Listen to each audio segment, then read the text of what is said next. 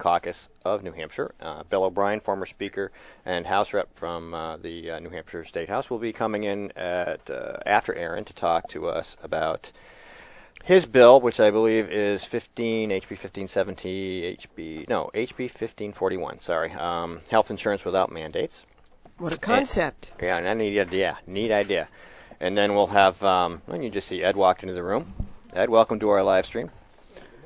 Good morning. How are you? Now I'm on. I can hear myself again. And then after that, we will have Michael Bolden, who runs the 10th Amendment Center, and he will be calling in from California, where Mike is. I thought he was a singer. Michael Bolden? Yeah, he's doing all those new. Is it Honda commercials? Michael Bolton. Bolton. Oh, okay.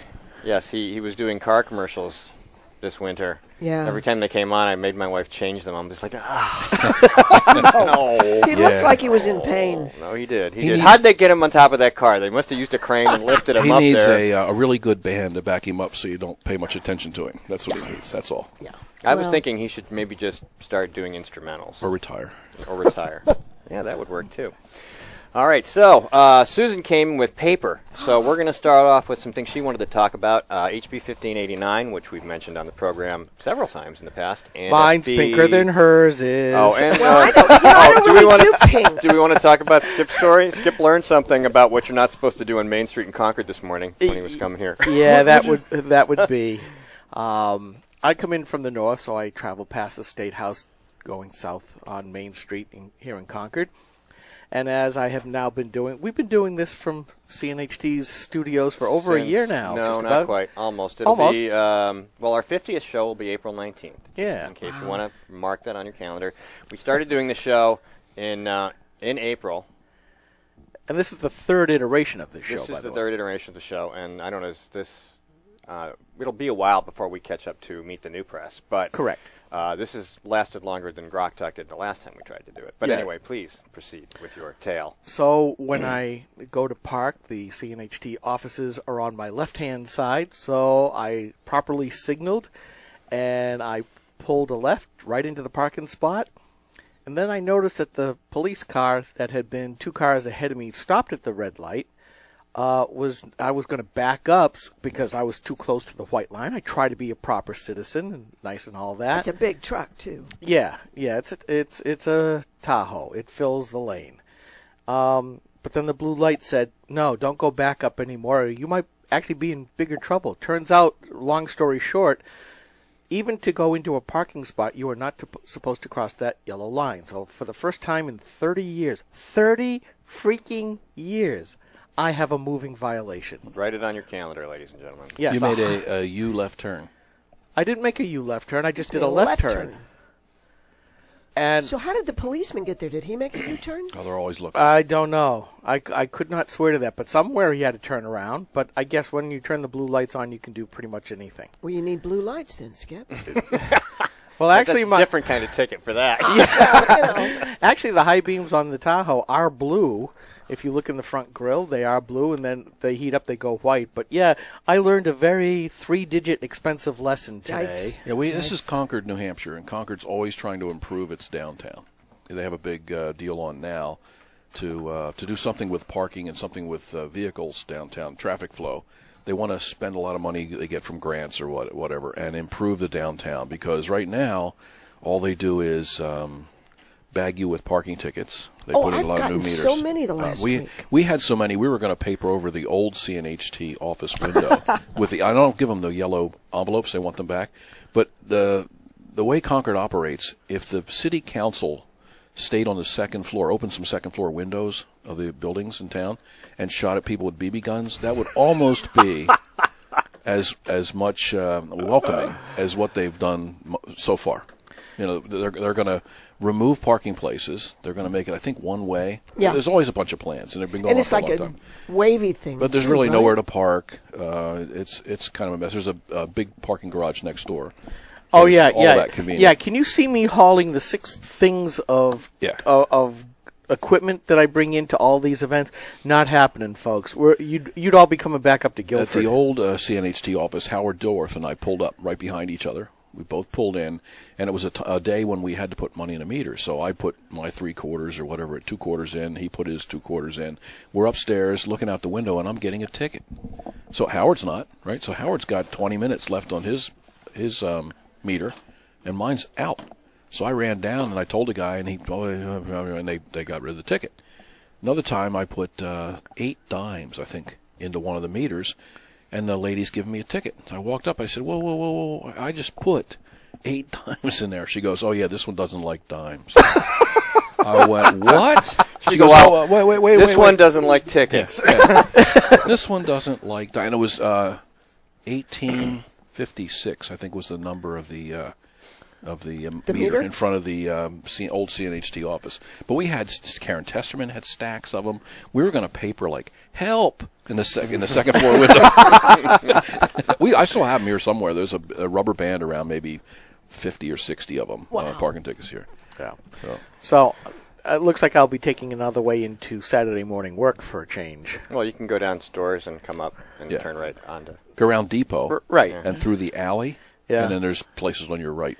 Yeah. But the Hairbiz, our owner downstairs, the landlord, he got bagged. Same thing. He came in and they had the other side of the street all boarded up, so he couldn't park there. And he swung in. Boop, they were right behind him. Yeah. Well, welcome to Concord. Here's your ticket. Yeah, and we're going to do like they did up in Laconia, urban renewal that Laconia has never recovered from. Right. And they're about to do it all over again. Yeah. Yay. They must have run out of money from the first urban renewal. They need some new money for more urban renewal. The problem is that they just don't. These planners just don't seem to understand. People are going to shop where people want to shop. I was in, and that's the thing. You and can't convenient. You can't force people to come to a certain area by raising their property taxes. It ain't going to happen, folks. Professional planners are focused on their career, what they do, and they'll destroy a parking lot. They'll make it so you can't find your way in, and when you're in there, you can't back up. And you want to see something, the Dunkin' Donuts in Henniker. Have you guys ever been there? Oh, isn't that horrible? That's unbelievable. You pull in, and you can't leave that place to stay in a circle, right, going all the way around, without being in line to buy donuts, which is you're not allowed to do. So you have to, back into traffic to turn around and drive out of there. It is unbelievable. And they had almost 2 acres to work with.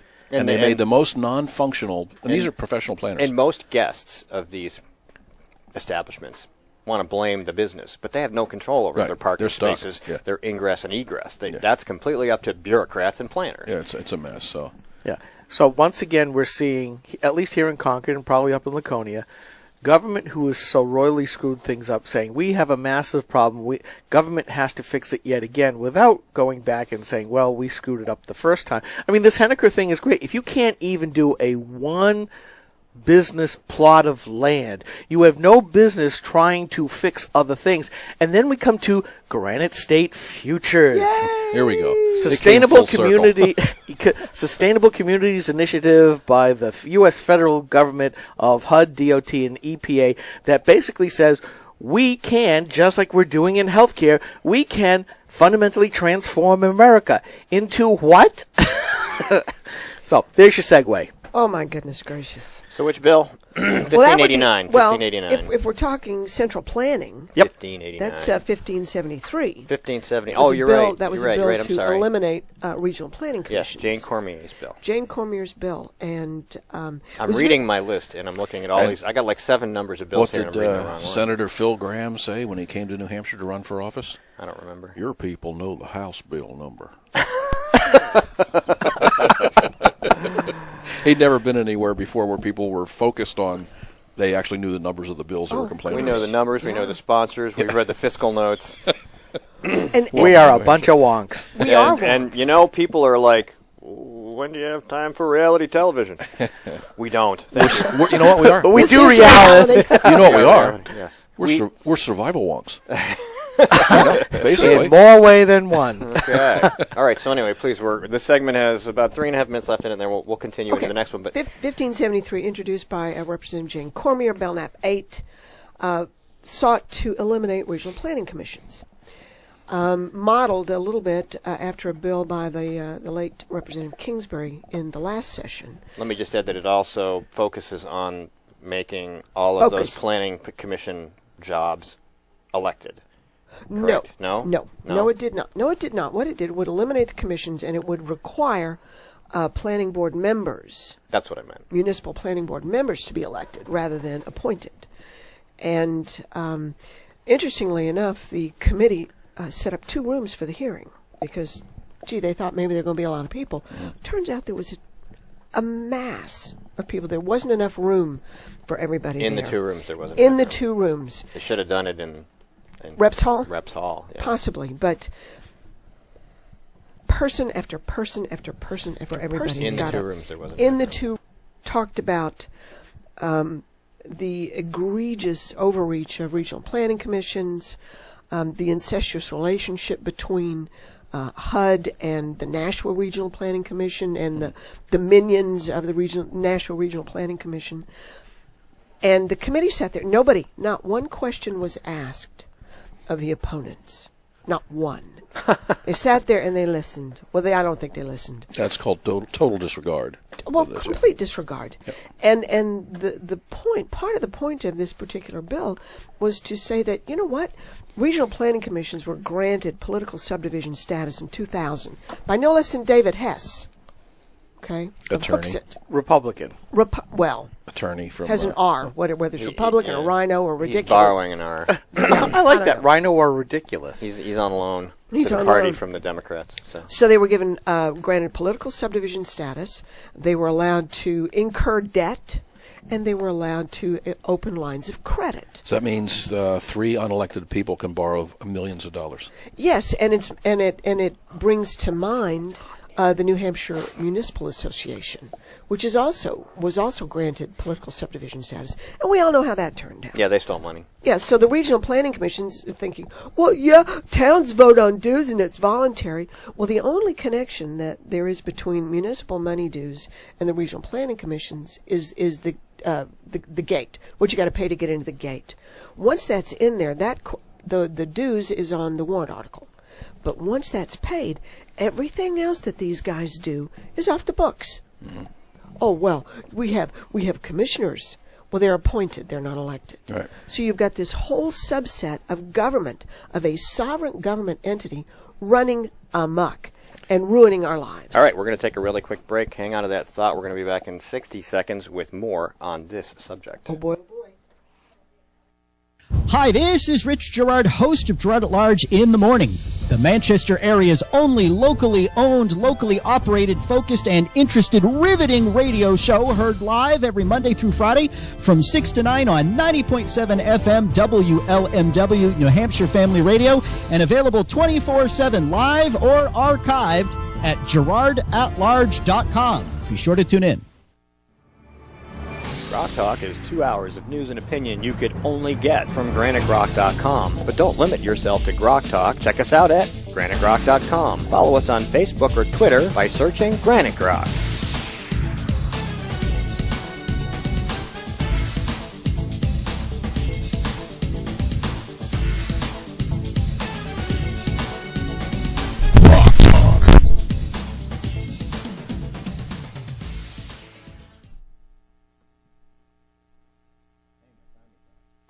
Hey, my timing's off. You know, this is a new thing for us going to 15-minute segments, so you have to bear with me as I pretend I have a clue what I'm doing. Welcome back. Ed Nail has left. Our guests in the next segment are already here, as you can see on the live stream, and we're going to continue with our discussion. We were talking about 1573, discontinuing regional planning commissions. Absolutely. And interestingly enough, when the bill was introduced in the previous session, the opponents, if you look in the blurb that was in the calendar and that went down to the floor, said, well, it would eliminate regional planning commissions, but it does nothing to address the issue of sunsetting programs and contracts and so forth. Well, very specifically in 1573, that was addressed. They were given until the end of the year to close down, and any monies left over in these contracts that wasn't expended or whatever would be returned either to the member municipalities in that particular regional planning commission, or, it would go to the general fund. Now, we thought that might attract some attention, okay? But it didn't. And the members of the municipal and county government sat around like potted plants in this room, trying to look like they had some interest in what was being said to them, and they didn't. They didn't. Not one question. I don't know how many people testified. And the blurb that came out and the discussion that came out afterwards is, why didn't we have on tinfoil hats? when we were testifying, because that's basically how people were treated, and it was so disrespectful. And the truth of it is, they're lawless. The municipal and county government, which is charged with the oversight of political subdivisions other than the state, is supposedly the committee of jurisdiction for the application of municipal budget and finance law. No. They like what they like. Votes don't buy themselves. We all know that. Mm-hmm. And this is a case in point. And the bill was voted, we don't like you and you're dead. So all of the work, all of the people that turned out, all of the time that was spent, all of the research that was expended to support this, which is in fact a legitimate endeavor to shut these guys down, was ignored. So do you think that representative government is something we have here in New Hampshire? Well, not in this instance. Certainly not in many, many, many instances, and we can continue into the next one. You can go on any number of journeys on this discussion to talk about elected officials abrogating their authority to these unelected boards and created subdivisions of power that exist everywhere in the state, and they do it a lot. We have New Hampshire. One of New Hampshire's other unique qualities, aside from the fact that it has lots of certificates for different jobs and things like that, is that I just lost my train of thought. That's all right. It's a very narrow gauge sometimes. Well, I have the same problem. Let me throw this in. Representative government certainly was the foundational idea of this, but I think in today's hyper-partisan environment, it's no longer representation to the people, or the most people who will come out. It's representation by an ideology. Well, and interestingly enough, there was not a companion bill, but in much the same vein. I'm going to go brain dead on the bill number. I just did. Go ahead. 1618, I think. I had an awesome point, and I lost it halfway through my... which would have been to repeal the ability of cities and towns to accept workforce housing grants unless they were made subject to a vote on a warrant article. And, of course, people came in to testify why that was important. And workforce housing, if you guys are not familiar with the concept, is a runoff from the feds, and the idea that, people of moderate and lower income should have the ability to find housing that they can afford. Great. Well, the folks in New Hampshire, the regional planning commissions and the New Hampshire Housing Authority, would like you to believe that workforce housing in a municipality is mandatory. It is not. They cite this 1991 Supreme Court decision, Chester versus Britain. It says, the Supreme Court says you got to have workforce housing. Well, no, you don't. A municipality must provide reasonable opportunities for workforce housing to be located in a town. They cannot have zoning laws that deliberately say, we don't want other people here. You can't have, for example, buildable lots being Henniker's in trouble, or 5 acres Henniker, somebody else is a minimum lot size. Well, that's unreasonable.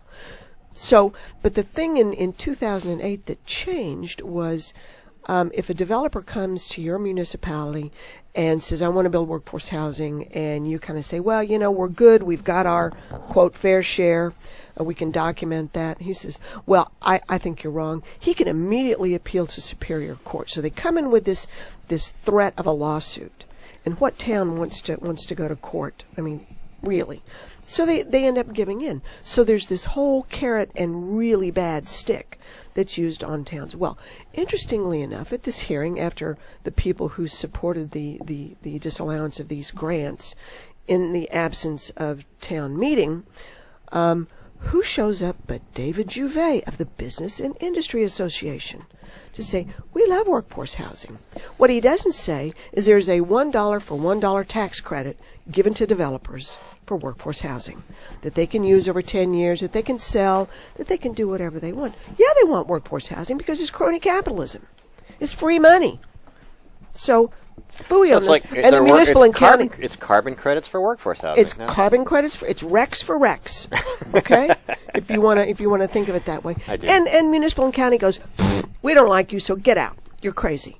There was a lawyer from the I don't know, friend of the whatever, downtrodden, who comes in and is outraged, and he's insulted, and he's inflamed, and he thinks these people are just, you hate people that are not like you, and I'm tired of this, and this is what this is all about. This is just racism and discrimination. No, it's not. It's $1 for $1 tax credits. Let's make no mistake here. Sorry. I have too much coffee. It's good. It's enthusiastic. I am enthusiastic. You're normally the strong woman with the quiet voice, and today you're the strong woman with the strong voice. Get the volume, honey. No, that's great because we. Again, people this need is to understand this. This is lawlessness. It absolutely is. This is you in bed. Just go and all these people go to a committee hearing, so the hearing can listen to the people. And not the people they don't like.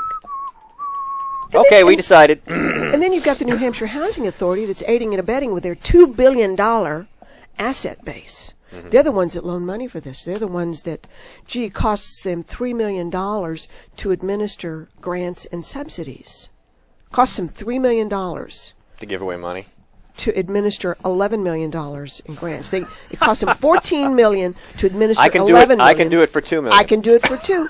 And it says that if you go into their notes to financial statements, you know what a crazy person I am about financial statements. You go into the notes and it says, well, this is just sort of a loss leader, and, some of the money goes here, and we don't really expect to get any of it back. But, we do nice things, and forget about it. Forget about it. Dollar for dollar tax credit. I'd like some of that. I would, too. I just did an addition on my house. I work. That's workforce housing. Where's my tax credit? I don't think you get one, darling. I don't, because I'm not that well connected, apparently. And the $2 billion asset base given to or in the possession of the New Hampshire Housing Authority is, they're not nonprofit. They're tax exempt.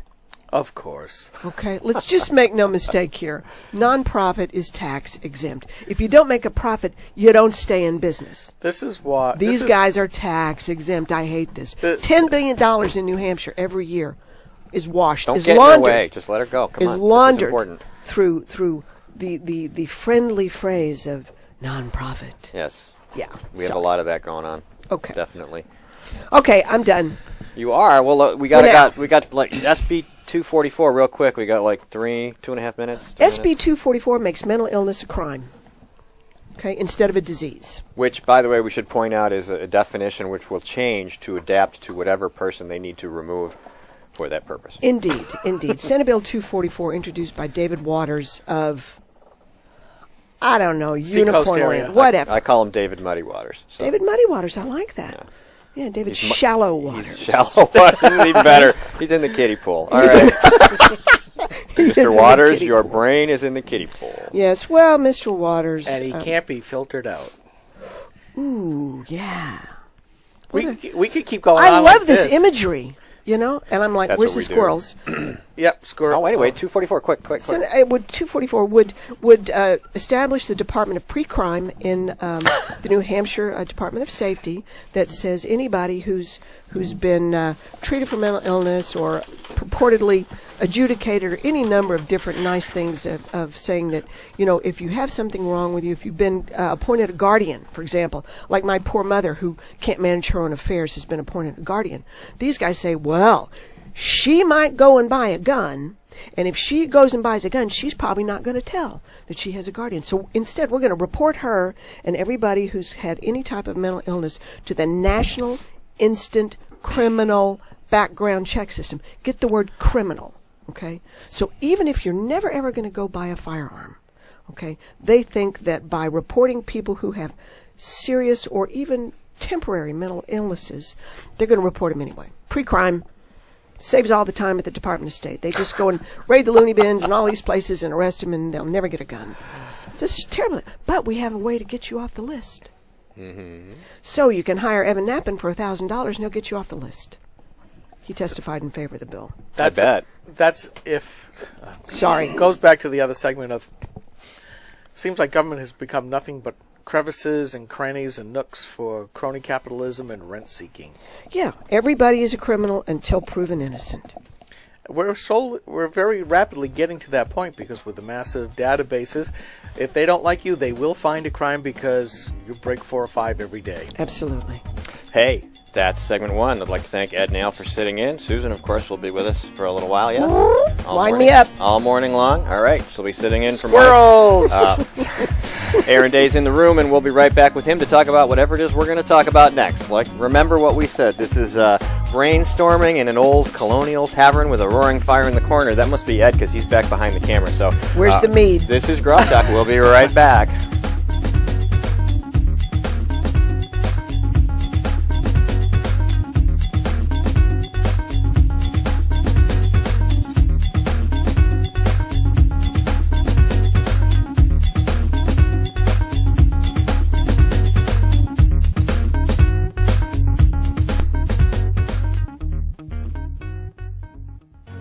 This is the Coalition of New Hampshire Taxpayers. We're located at 8 North Main in Concord, New Hampshire. This is the repository for all things conservative and municipal. So if you have a problem in your town, your school, your budget committee, the right to know law, and now, at the top of our list is voter fraud. You have a tip for us, some information for us, you want to join or help us out, cnht.org.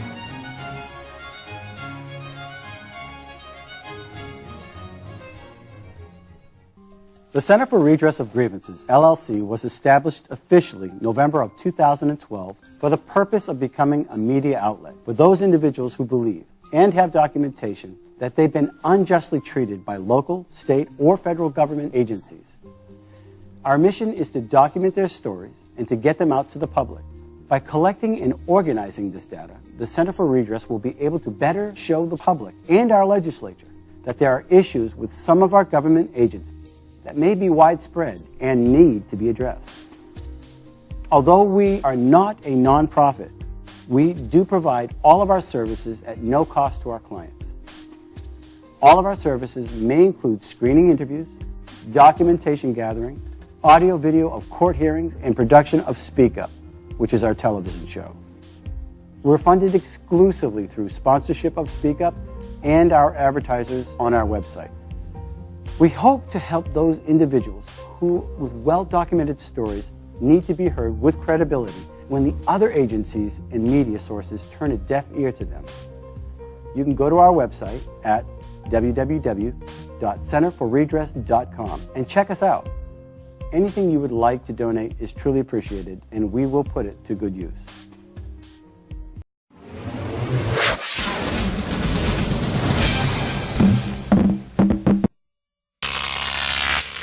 Grok TV.